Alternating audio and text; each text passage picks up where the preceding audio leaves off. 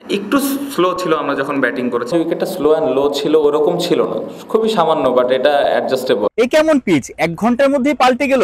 বাংলাদেশের ব্যাটাররা যেখানে রান তুলতে কষ্ট হচ্ছিল, সেখানে ভারতীয় ব্যাটাররা ধুমধুমার ব্যাটিং করলো।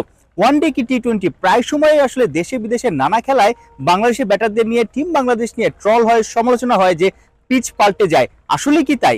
বাংলাদেশের ব্যাটারদের সামর্থ্যের ঘাটতি, মানসিকভাবে আসলে তারা বিধ্বস্ত, শর্ট সিলেকশন, বল সিলেকশন, নানা জায়গার যে ব্যর্থতা, সেটার জন্যই কি আসলে টি-20 ক্রিকেটে বাংলাদেশে এই দুরবস্থা?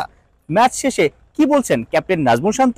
সামর্থ্য আছে, সামর্থ্য অবশ্যই আছে, এটা আমি বিশ্বাস করি, বাট স্কিলের ইমপ্রুভমেন্টের অনেক জায়গা আছে। খারাপ হয়ে যাচ্ছে সেটা বলবো না, বাট আমার মনে হয় যে এর থেকে আমরা আরও ভালো টিম। আমরা লাস্ট অনেক দিন ধরেই এই ফরম্যাটটাতে ভালো করছি না, বাট আমি বিশ্বাস করি না আমরা এত খারাপ দল। অবশ্যই এগ্রেশন থাকবে, অ্যাপ্রোচ থাকবে রান করার জন্য, বাট ওই কিছু সিলেকশনও আমাদের ঠিক করতে হবে যে কখন আমরা কোন শটটা খেলবো বা কোন ধরনের অ্যাপ্রোচে ব্যাটিং করব। অবশ্যই এই জিনিসগুলো নিয়ে তো অবশ্যই একটা চিন্তা করার ব্যাপার আছে। টিম ইন্ডিয়ার পাইপলাইন মজবুত, বাংলাদেশের পাইপ যেন ফুটো। বিশ্বকাপ জয়ের পর ভারতীয় বেশ কয়েকজন সিনিয়র ক্রিকেটার অবসর নিয়েছে, তারপরও এই তরুণ ক্রিকেটাররা যেভাবে পারফর্ম করছে শ্রীলঙ্কার মাটিতে, শ্রীলঙ্কাকে হোয়াইট ওয়াশ, বাংলাদেশের বিপক্ষে একচিটিয়া দাপট। অথচ বাংলাদেশের ব্যাটারদের আমরা দেখি দেশে বিদেশে যেখানেই খেলে বাংলাদেশের টোটাল দাঁড়ায় 140-130-এর আশপাশে।